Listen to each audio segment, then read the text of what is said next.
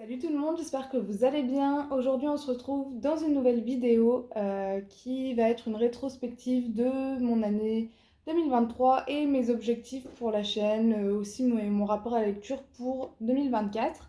Mais avant tout, bonne année, bonne santé. D'ailleurs je suis désolée pour la luminosité, j'avais juste trop envie de la filmer ce soir la vidéo. Donc voilà, et puis voilà, on va papoter un petit peu autour d'un petit thé et voilà.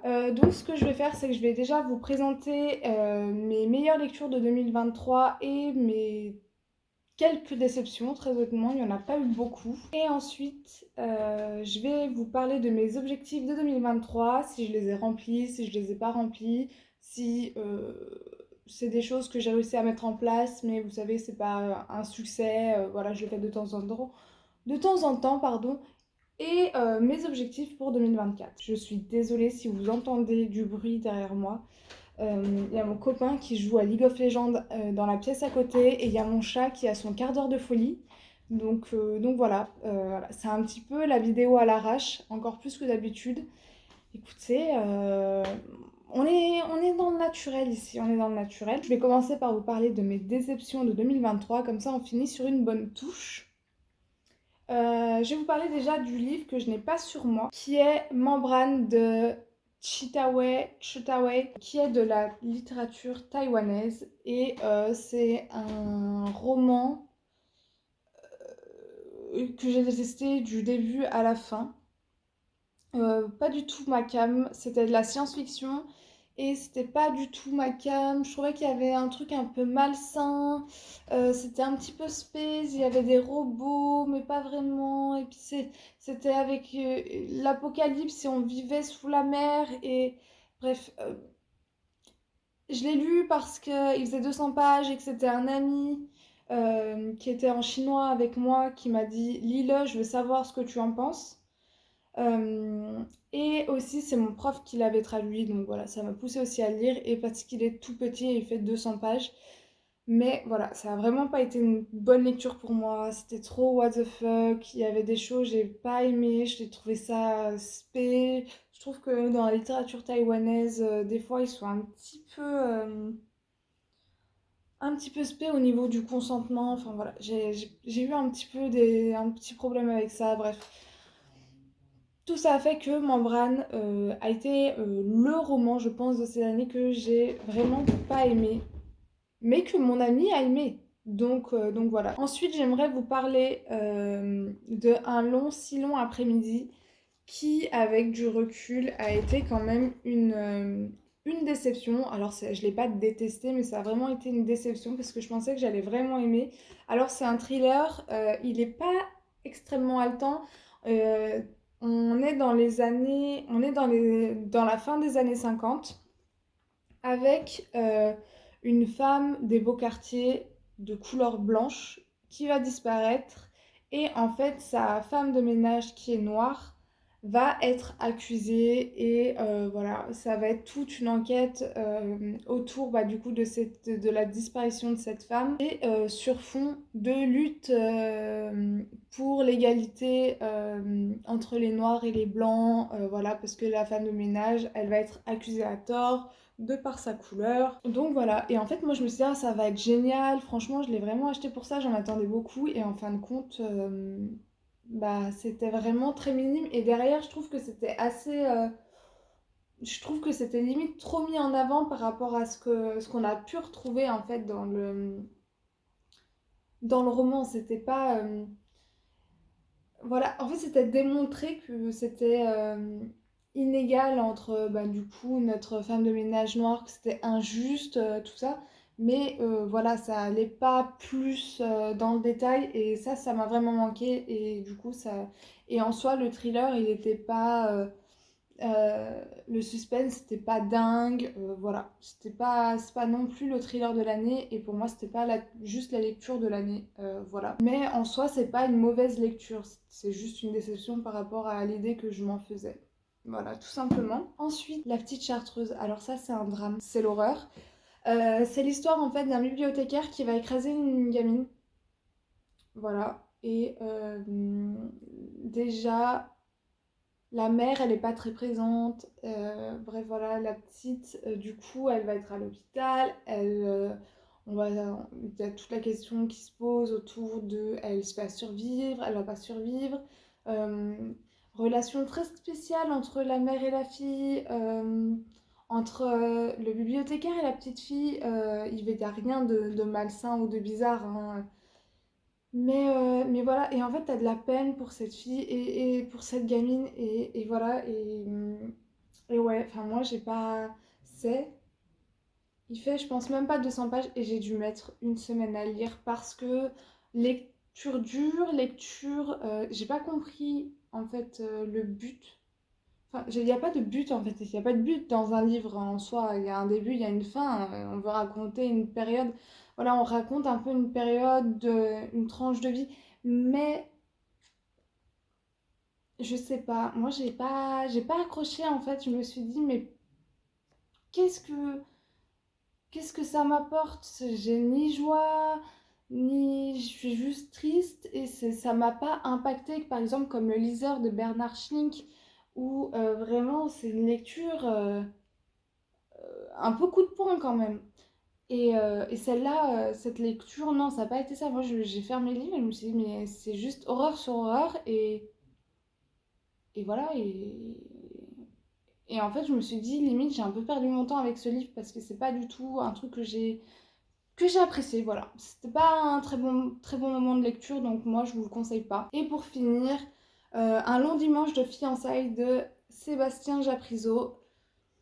Disons que en fait c'était l'écriture qui a péché ici. L'histoire était bien, l'histoire était intéressante, mais l'écriture a été fastidieuse, elle était longue à lire. Je sais pas, j'ai ramé en fait, j'ai ramé à lire et ouais, et du coup ça a été une déception. Mais je suis contente de l'avoir lu, je suis contente d'avoir voilà, d'avoir su l'histoire. Pour moi, ça fait partie quand même des classiques pour moi, Un long dimanche de fiançailles.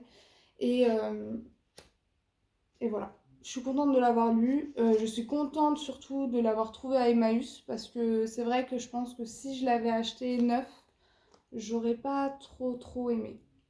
Enfin, j'aurais été un petit peu déçue de l'avoir payé au prix fort, sachant que ça a été compliqué à lire, ça a été long à lire, quoi. C'était longuet. Moi, je trouvais que l'écriture de l'auteur, en fait, elle a pas fait, ça l'a pas fait avec moi. L'écriture de l'auteur ne l'a pas fait avec moi, donc voilà. Mais mine de rien, je vous le conseille quand même.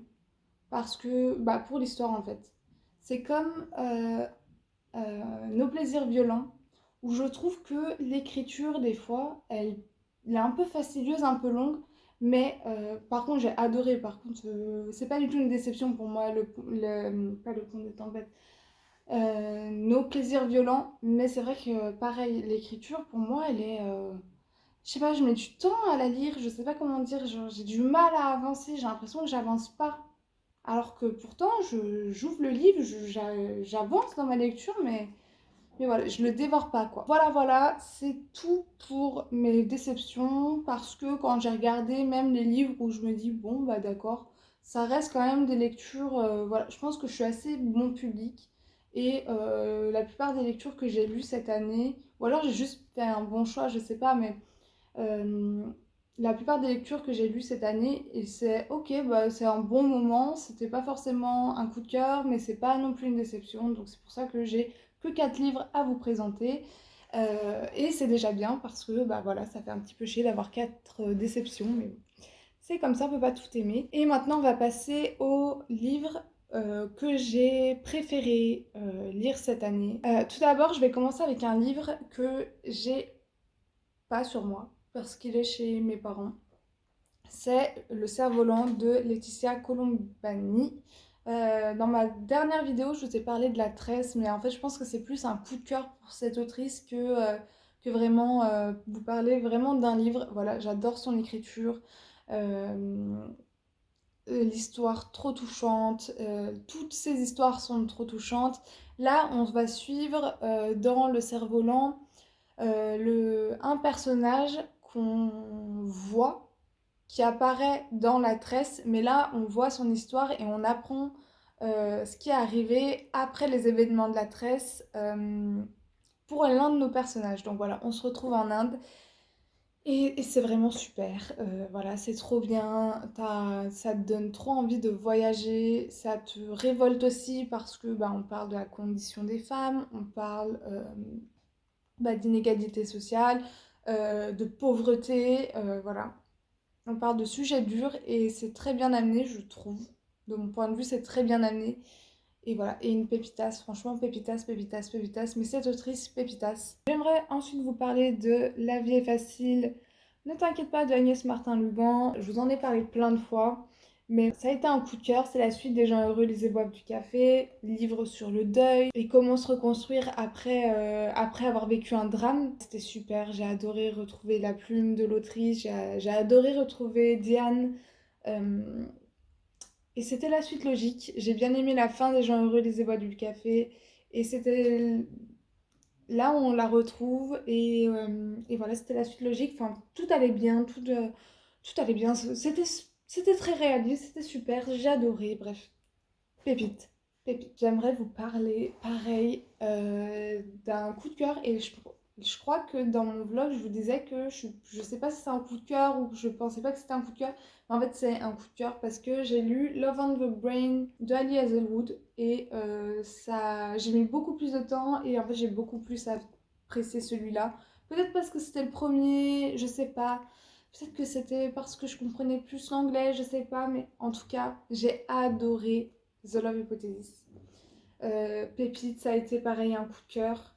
Ouais, on peut le dire, hein, ça a été un coup de cœur. J'ai acheté tous les livres de l'autrice en anglais et je compte continuer de lire donc, ces livres en 2024. Et voilà, c'est un fake dating, j'allais dire un enemies to lovers, pas vraiment, c'est un fake dating. On en a entendu partout parler, donc je vais pas vous faire un topo sur l'histoire, sachant que je crois que je l'ai fait plusieurs fois déjà sur cette chaîne. Et voilà. Mais si vous ne l'avez pas lu, moi qui suis pas à la base friande vraiment de romance, bah ça m'a réconciliée en fait avec la romance. J'en ai lu beaucoup cette année et voilà, je suis trop contente et ça a été pour moi une très très bonne découverte, très bien fait. Et voilà, j'ai beaucoup. En fait, je pense que la chose que j'ai préférée, c'était l'humour vraiment dedans, qui a tout fait. J'aime beaucoup l'humour de l'autrice, donc voilà. Et en plus, on parle d'un sujet assez intéressant. Euh, pour l'instant, je pense qu'elle en parle dans peut-être pas tous ses livres, je sais pas. En tout cas, dans Love on the Brain et The Love Hypothesis, elle parle des inégalités hommes-femmes que l'on peut retrouver dans le milieu des sciences, voilà, qui est un milieu très masculin et voilà, et donc c'est très intéressant. J'aimerais vous parler d'un coup de cœur, mais intersidéral, et c'est vraiment mon coup de cœur, je pense, de l'année. C'est vraiment un coup de cœur pour plus qu'un livre ou une série de livres, c'est vraiment un coup de cœur pour une autrice donc, qui est Lucinda Riley, donc l'autrice des 7 sœurs. Donc j'ai lu les 5 premiers tomes et j'ai lu un one-shot d'elle aussi qui est Les Mystères de Fleet House que j'ai bien aimé, c'est un thriller aussi, voilà, c'est plus un roman limite d'ambiance avec une sur fond d'enquête que vraiment un thriller parce que c'est pas vraiment haletant, mais c'était vraiment super. J'ai beaucoup aimé. Moi qui n'aime pas tout ce qui est gore et thriller, bah, je l'ai fini, j'ai réussi à le finir, donc ça veut dire ce que ça veut dire. Et Les 7 sœurs, pour moi, un, un 10 étoiles sur 5 quoi. C'est ma série, franchement, de l'année où j'ai adoré. Bah, de toute façon, c'est simple, j'ai lu le tome 1 en juillet, et là, en novembre, j'ai fini le tome 5, donc il me reste 2 tomes, plus le tome sur le père, et j'aurai fini la série. Donc voilà, je l'ai bouffé, la série, on peut le dire, même si je ne l'ai pas terminée. Et voilà, j'adore l'écriture de Lucinda Riley, je lis super vite les livres. Pourtant, je ne suis pas quelqu'un qui lit, je pense, extrêmement vite. Je lis, je pense, dans la moyenne. Moi, j'ai l'impression d'avoir une lecture assez, enfin, d'avoir un rythme de lecture assez lent. J'ai jamais lu aussi vite autant de pages en si peu de temps. Et voilà, pour moi, c'est vraiment des pépites. Et voilà, j'ai pas les mots, j'ai pas les mots. J'ai plus les mots. Pareil, coup de cœur aussi pour la série. les détectives du Yorkshire et pour le Cozy Mystery en général parce que je vous ai mis aussi le tome 1 de Agatha Raisin. Il faut que je continue, mais j'ai vraiment beaucoup aimé l'écriture de MC Beaton.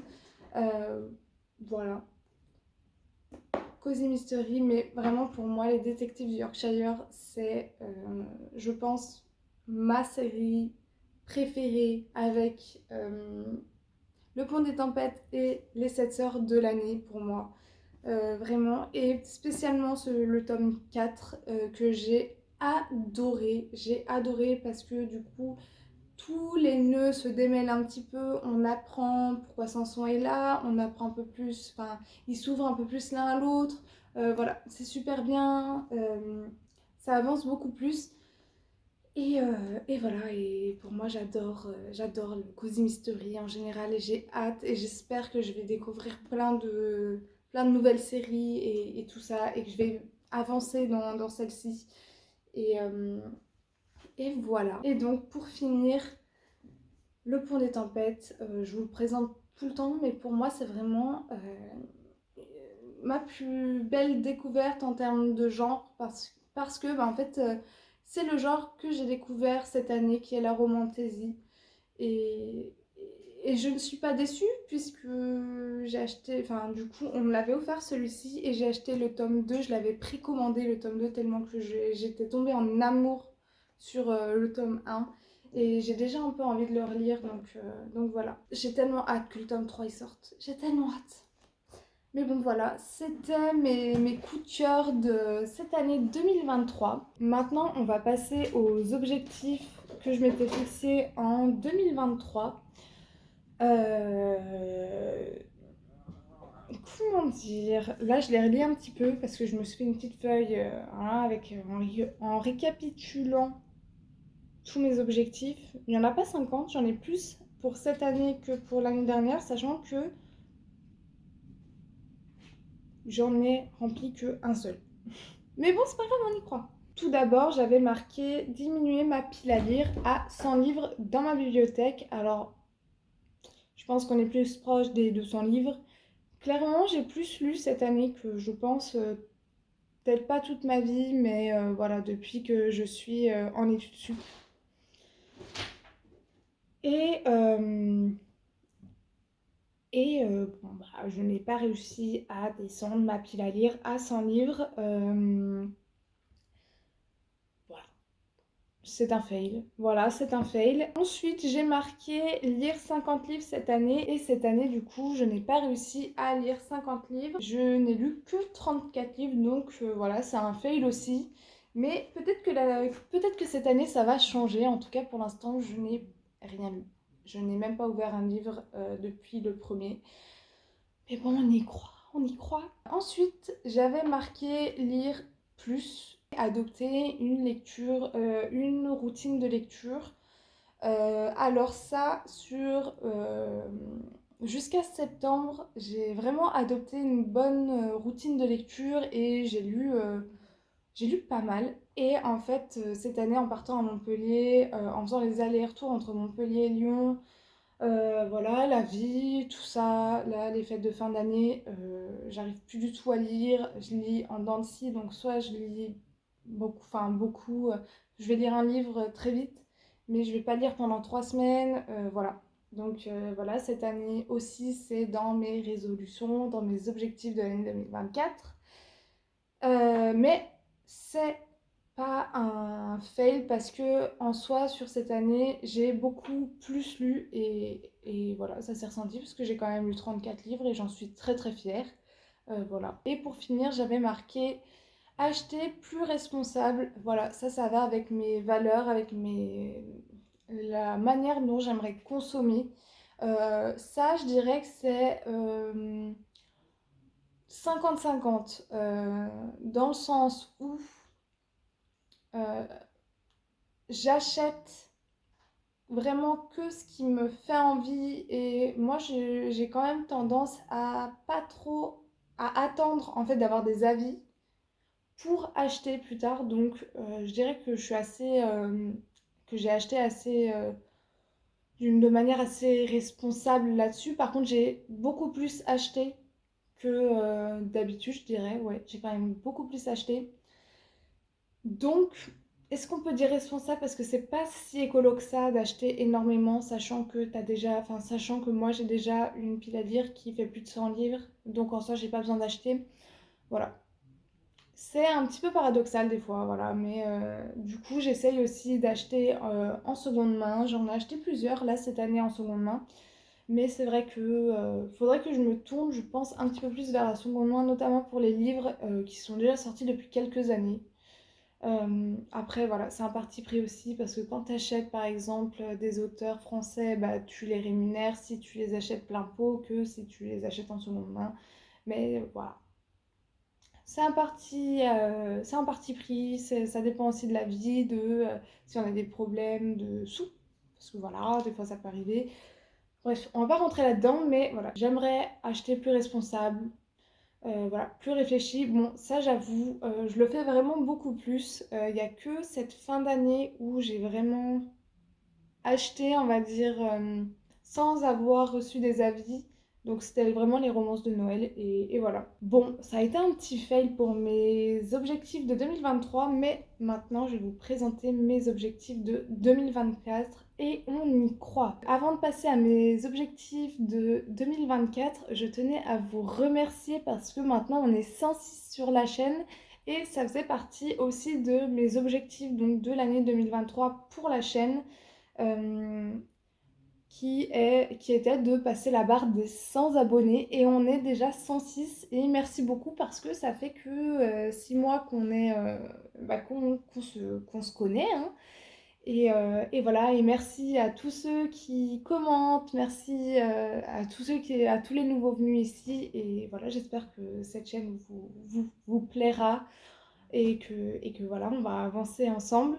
Je sais que c'est pas beaucoup, mais c'est vraiment la barre symbolique des 100 abonnés. C'était un objectif qui a été rempli cette année, donc merci beaucoup à vous. On va maintenant passer donc aux objectifs de 2024. J'ai marqué être plus présente, euh, dans le sens trouver un rythme de publication, un rythme de publication pour mes vidéos parce que bah, voilà, c'est un petit peu en dents de scie, ça peut. Je vous en poste un petit peu quand je les monte en fait, quand je prends le temps de les monter, quand j'ai de quoi vous parler aussi. Mais c'est vrai que des fois, vous avez 2 vidéos d'affilée, puis ensuite, vous en avez pas pendant 2 semaines, 3 semaines, ça peut arriver. Et donc, j'aimerais trouver un rythme de publication. Ensuite, j'ai marqué être plus régulière dans mes lectures parce que bah, cette année, cette fin d'année surtout, j'ai pas été très régulière, même cette année. Il y a eu un mois où j'ai pas lu, donc c'était en avril. Par contre, j'ai quand même lu au moins un livre chaque mois. Il y a qu'en décembre où j'ai lu qu'un livre, sinon j'en lisais à peu près un ou deux par mois au moins. Mais c'est vrai que j'aimerais bien être plus régulière dans mes lectures parce que j'ai toujours, ça c'est un autre objectif, mais parce que j'ai toujours mon objectif de lire 50 livres dans l'année. Donc voilà, sachant que je lis entre 1 et 4 livres max en général par mois. Il y a juste là au mois de juin de l'année 2023 où j'en ai lu 7 et je pense que ça m'est jamais arrivé depuis que je suis une adulte. Ensuite, j'ai mis réduire ma pile à lire. Alors, je ne l'ai pas mis à 100 livres. C'est juste, là, je pense que je vais la compter. Je vais compter ce que j'ai dans ma pile à lire. Et j'aimerais bien la réduire à, bah, du coup, 50 livres en moins, sachant que je vais sûrement acheter à côté. Mais voilà, réduire ma pile à lire par rapport à ce décompte que je vous mettrai quelque part ici. Euh, Voilà. Cette année, on va partir avec un nombre dans ma pile à lire et à la fin de l'année, j'espère qu'il aura baissé. Voilà. On va dire que c'est ça mon objectif parce que j'ai l'impression que je suis pas claire. Donc voilà. Et j'aimerais atteindre du coup les 200 abonnés fin 2024. Alors, vu comme là ça avance, peut-être qu'on aura atteint les 200 abonnés beaucoup plus tôt, je sais pas, mais en tout cas j'aimerais atteindre les 200 abonnés fin 2024, ça serait top. Voilà. Pareil, barre symbolique, une centaine. Voilà. Je voulais me lancer un petit challenge aussi qui va avec tout ce qui est consommation, tout ça. C'est un no buy challenge dans le sens où je vais pas acheter forcément de nouveautés tant que j'aurai pas les avis comme d'habitude, mais aussi là je vais juste acheter par exemple si je pense pendant peut-être 2 3 mois euh, acheter que par exemple les suites de séries, voilà, aussi pour diminuer mes séries en cours dans ma bibliothèque parce que bah, comme si vous avez vu ma dernière vidéo, c'est un carnage. Il faut que je diminue en fait ma pile à lire. Il faut que je lise les livres que j'ai chez moi, tout simplement. Donc, quoi de mieux que de ne pas acheter et de lire ce qu'on a. Voilà, voilà. Eh bien, écoutez, c'est tous mes objectifs pour 2024. Je trouve que c'est déjà bien parce que je suis pas sûre de les remplir tout simplement. Et voilà, j'espère que vous avez passé de bonnes fêtes de fin d'année. N'hésitez pas à me dire si vous aussi vous avez des objectifs pour 2024, à me les mettre en commentaire. J'espère que cette vidéo n'aura pas été trop longue, j'espère qu'elle vous aura plu et nous on se retrouve très vite dans une nouvelle vidéo.